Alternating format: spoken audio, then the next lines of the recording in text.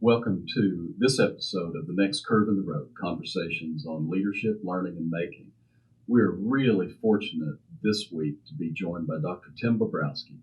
Tim is the superintendent at Owsley County Schools. He's one of the more progressive superintendents in the state of Kentucky, has led a number of different initiatives over the last several years that have really elevated learning for students in Owsley County, and is a friend and a colleague. And we've had the pleasure, I think I'll speak for both of us, of being able to work together for a while. And I appreciate you being able to be here with us and share some of your insights with us. Sure. And the first thing, maybe for the audience and the listener, what makes Owsley County unique? Well, I think from my perspective, there's a lot to be said about living in a small rural area. I think that's a strength that a lot of people don't look at as a strength, but I think there is a sense of unity and a sense of family that's associated with that geographic situation there within Owsley County's populace. So strengths can be identified in multiple ways, but again, the smallness and the uniqueness of being small is what we try to, and I try to leverage off of as superintendent of schools. Mm-hmm. And I think for some folks who may not be able to place Owsley County geographically, because we have folks from across the country who tune in and will listen, but describe the county, the terrain, the population, where Owsley County is in perspective to the rest of the state. Okay. So Owsley County is a very small county. It's the second, third largest, smallest county in the state of Kentucky, geographically. But we're in the southeastern part of the state.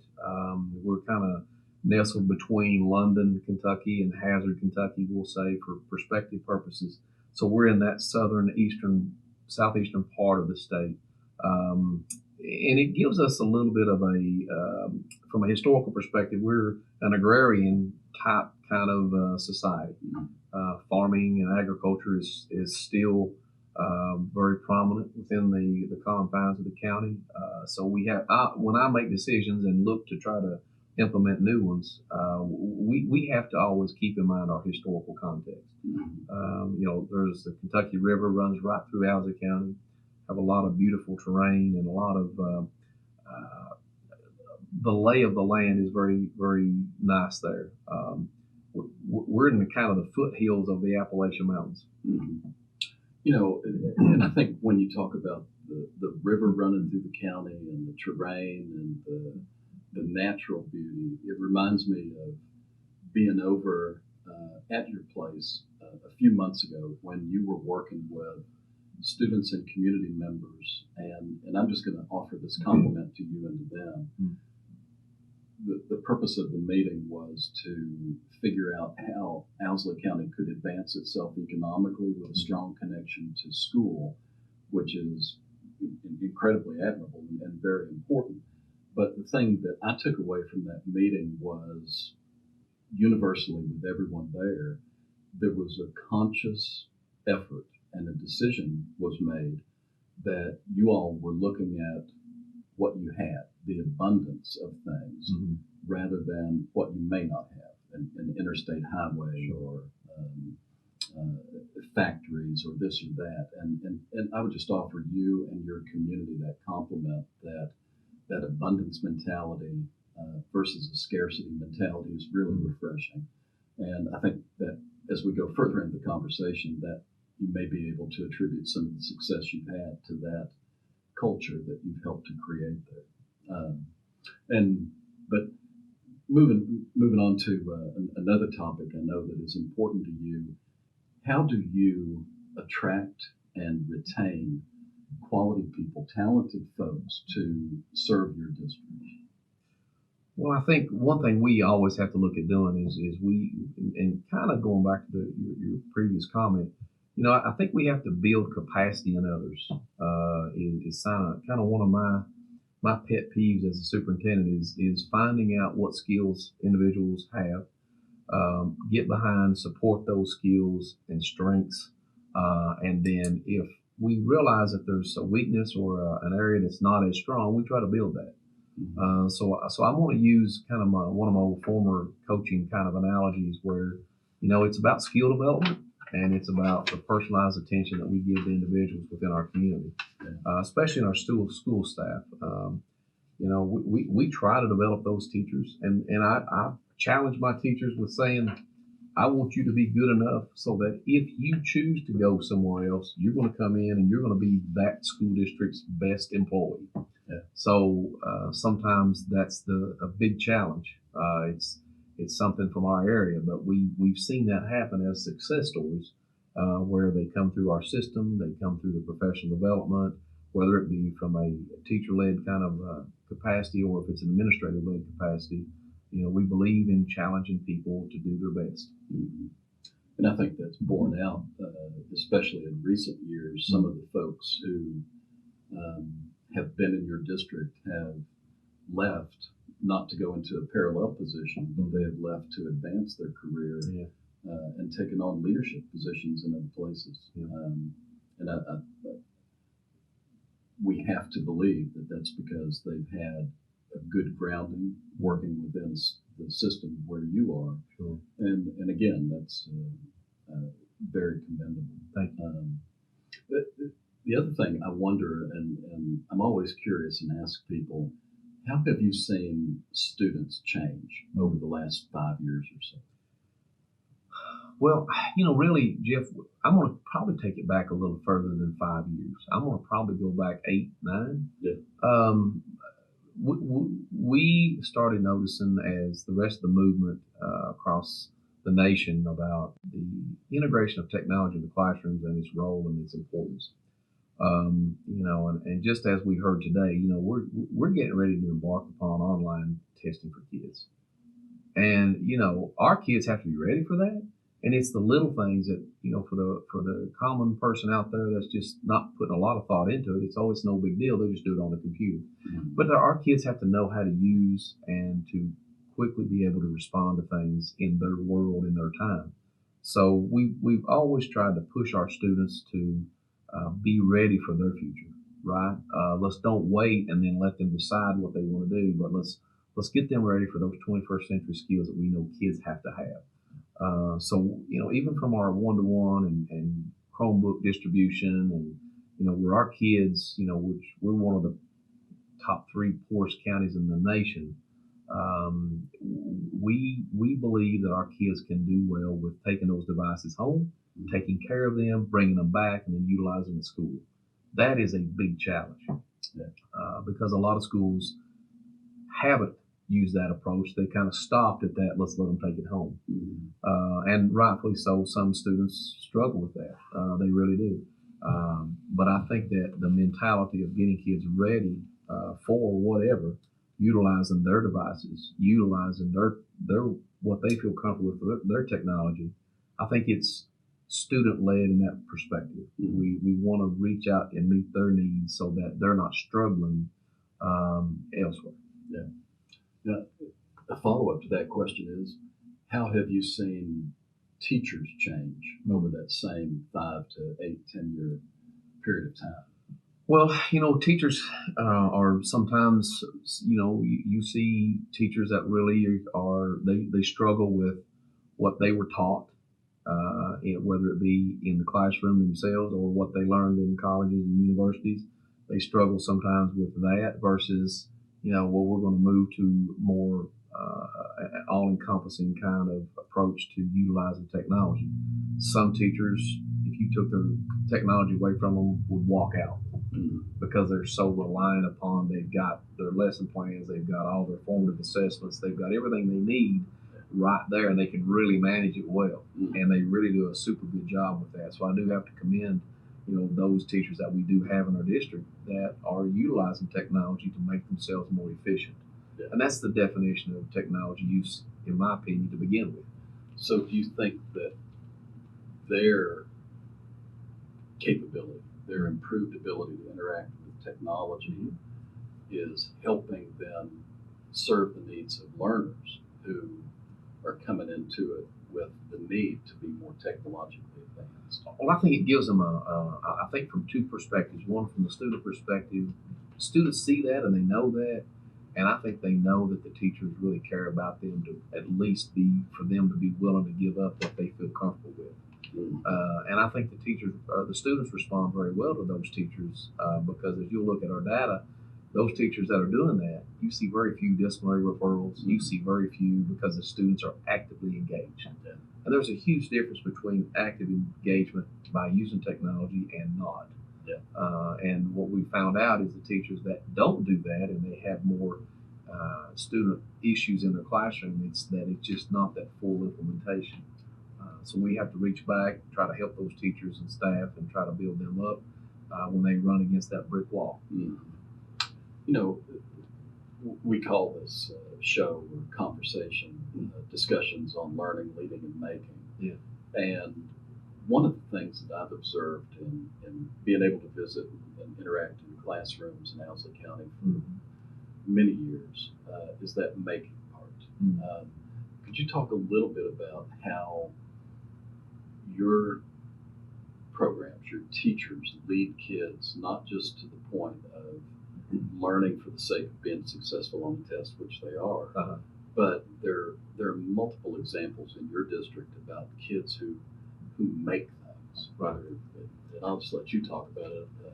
Well, I guess I'll use our farmer school program, for example. Great example. You know, our kids are involved, led by our ag program, to be able to, with the end in mind, thinking that when we're finished with this crop or this particular vegetable group or whatever, it's going to end up in our bellies at lunchtime. And, you know, it's not a new concept, but it's watching kids learn how to do things on their own, be productive members of our society, be a responsible citizenship in terms of or having responsible citizenship embedded into their daily lives.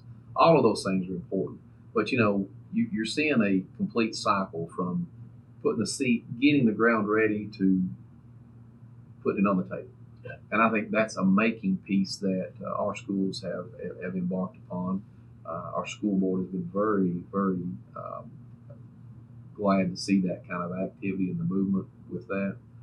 And it provides a self-sustaining need that, you know, we need to be teaching kids. You know, we have a lot of textbooks and a lot of content to teach, but true life skills are relevant in those kind of environments. And again, we've had a lot of support from different organizations and groups, and going back to the commitment and the collaboration from the very get-go, you know, to our farmers market on Tuesdays and Saturdays, where, you know, if you're not there early, you've missed out. And our folks in our area really like that. It's a good way for our schools to get involved with community members, and our kids can highlight and show off to the community members what they're growing. How do my tomatoes compare to yours?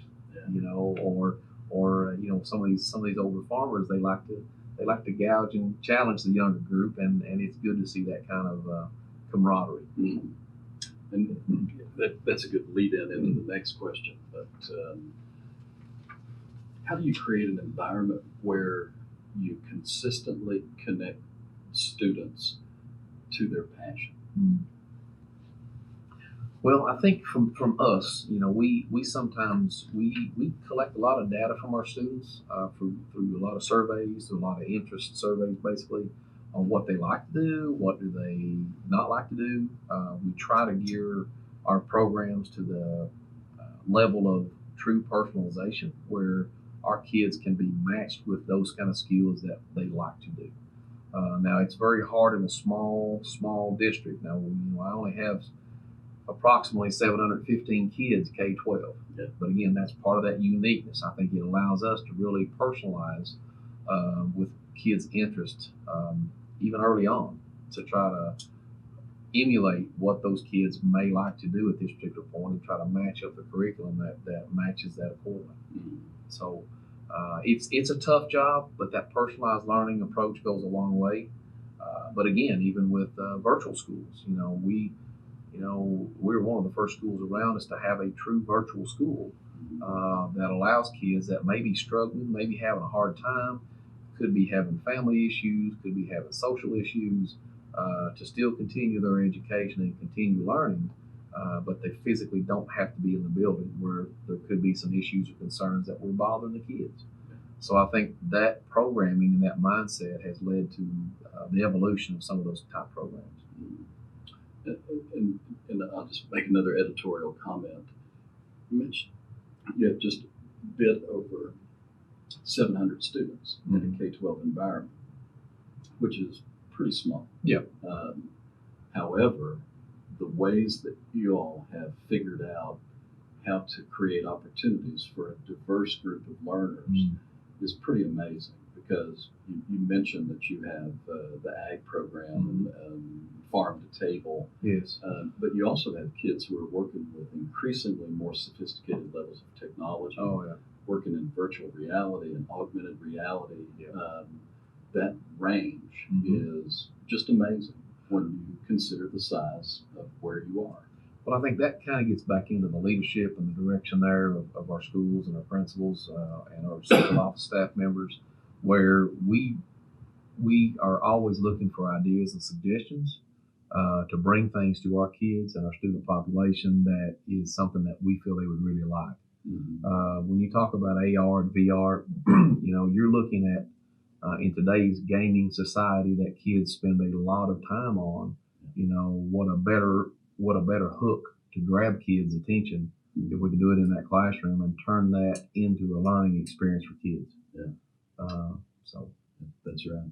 And I'm going to flip gears just a little bit, but what's something that you feel like you do really well and you practice often in your role as a superintendent? Probably resource management would be one, in which bringing additional things to our schools, to our leadership group, ideas, suggestions, passion. I think that's one of the things that I guess superintendents need to have. If they don't, is having a passion to see their kids succeed. And another uniqueness, and I'll kind of use this to blend in, but is when there's a lot to be said about a person who has went to a high school and who is now superintendent of that high school. That is, that is an extra pressure point that is there that a lot of folks don't realize. But I think that's where internally the passion shifts, where you're now in a position to do something about things you wished you could have had when you were going to school. Yeah. And of course, it's a little late for me in my career, but at the same time, as the time that I've spent there, we have spent a lot of committed and directional attention towards improving the learning opportunities for students. And technology has been one of those things that I feel like that as we all move forward into the 21st century, these are things that are not going away. And the further we think that it is, the more mistaken we're going to be. So I'm more on the lines to inclined to shift towards that mentality.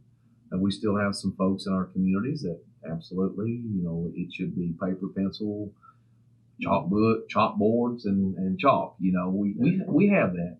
But at the same point in time, I feel like I see more of those folks coming on board with that.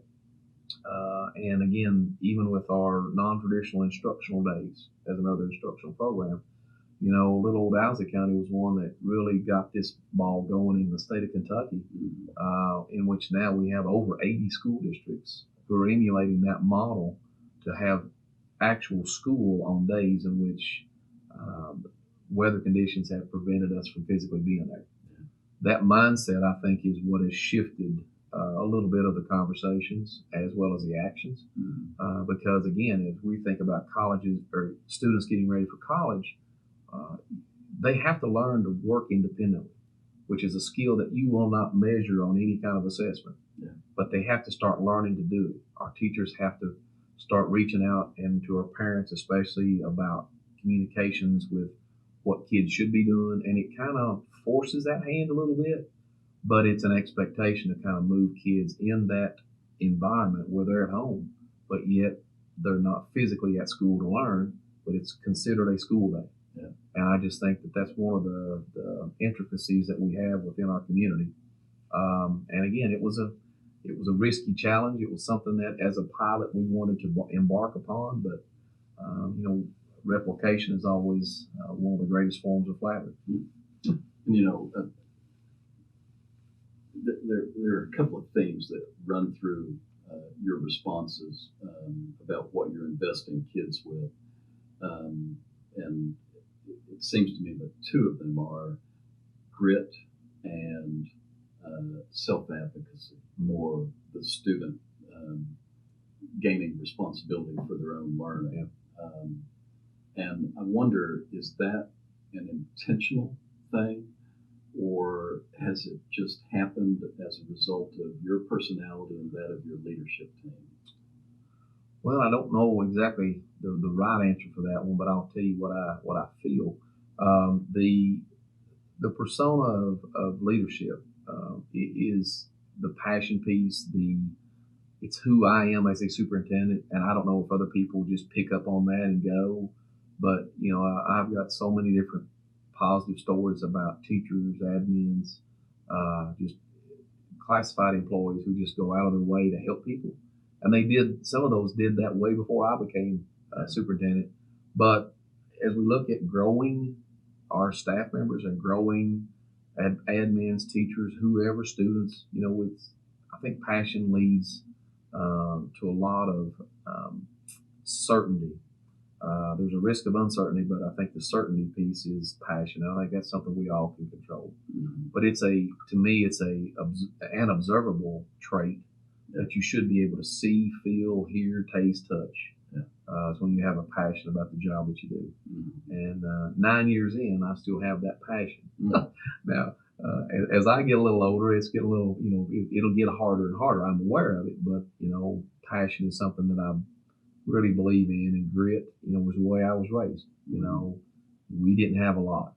I can relate to a lot of our kids that don't have a lot. Yeah. I know the struggles. I know how hard it is, as most people do.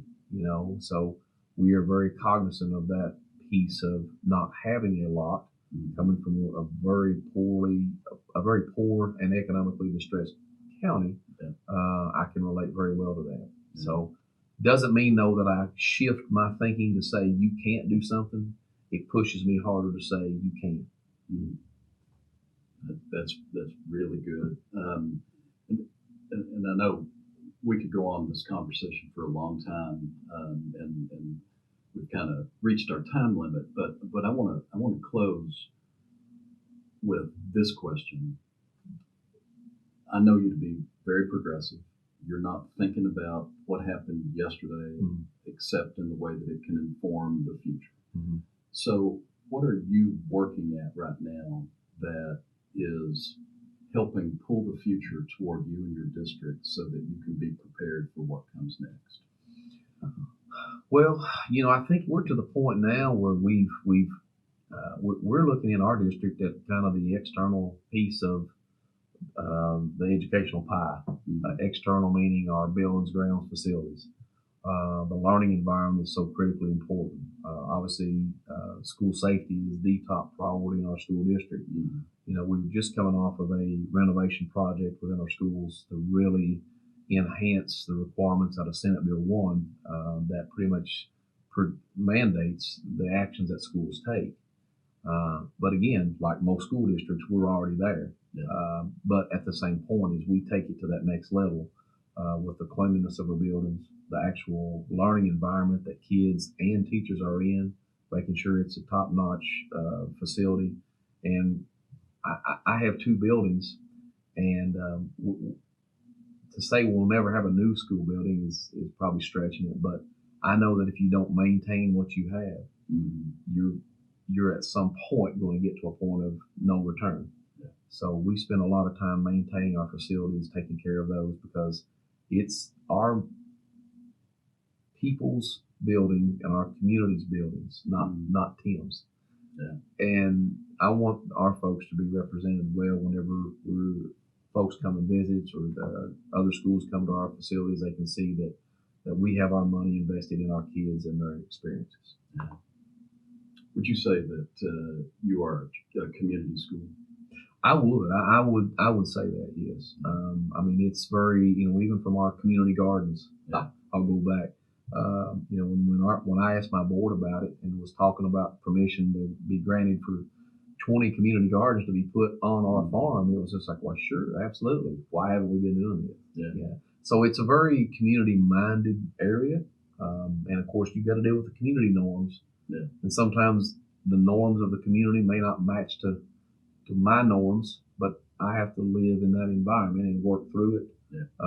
And one of the biggest challenges that probably I have is, as superintendent, would be overcoming some of those community norms. So sometimes when you live in our area, another challenge is the fact that you just some of our folks and some of our parents really don't have a high degree of wanting to academically have their kids do more. Mm-hmm. There's not an external push sometimes from our parents that, in my opinion, could help our kids get the support and the services that they need even more so. Mm-hmm. But that's a challenge. That's stuff that we constantly are working on. Yeah. And I said I wouldn't ask any more questions, but what's something this year that is happening in your district that you could share with us that we can kind of keep an eye on as you go? Okay. One, and I know the work that your students are doing to, I'd love it if you could talk about that, because I think it's such an innovative program for as kids are working within the community to reimagine what Owsley could be, to rebrand. Right. Well, the rebranding effort, we took place with our strategic planning, and I wanted to reach out and grab. I've seen strategic plannings, I've been involved in them, but in our community, we're so small that I wanted to bring our city government, our county government, and our schools together so that when it was all said and done, all three entities had a 5-year strategic plan for how they could improve. And I thought that was such a unique design and layout of the traditional form of running strategic planning. But I think it at least gave our folks that's in position to do things some direction, along with community input and buy-in, which is the most important thing.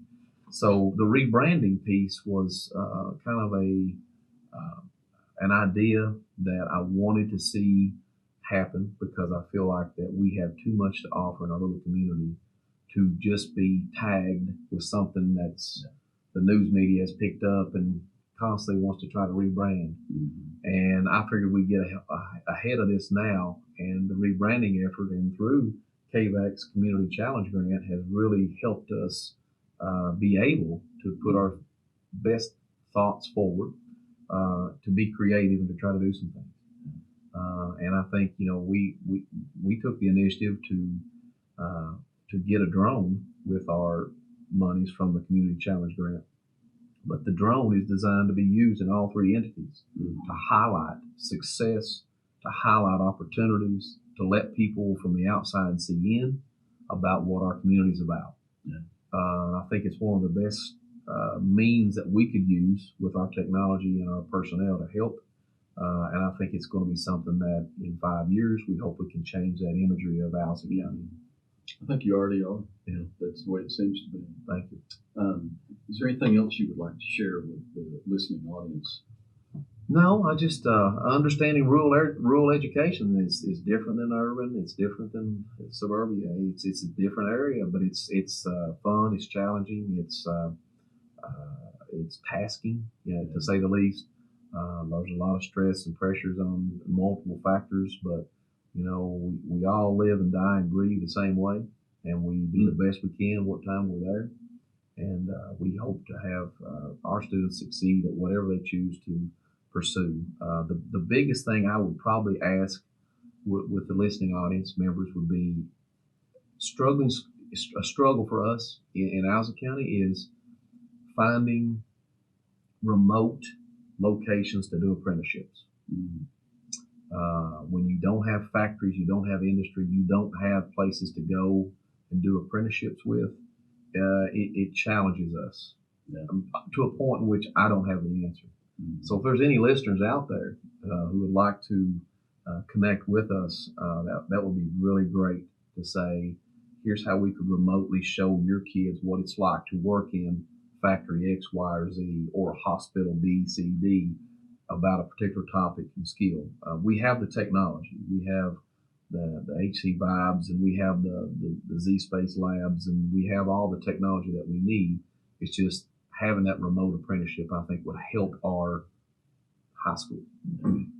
So if there is anyone who would like to continue that conversation with Tim about apprenticeships, about opportunities for students to get job embedded experience, or just to have a mentor in a profession, please get in touch with him. If you need information on how to get in touch with Dr. Tim Bobrowski, you can contact us at the Holler, and we'd be happy to make that connection for you. Or you can email Tim directly. He's all over the internet.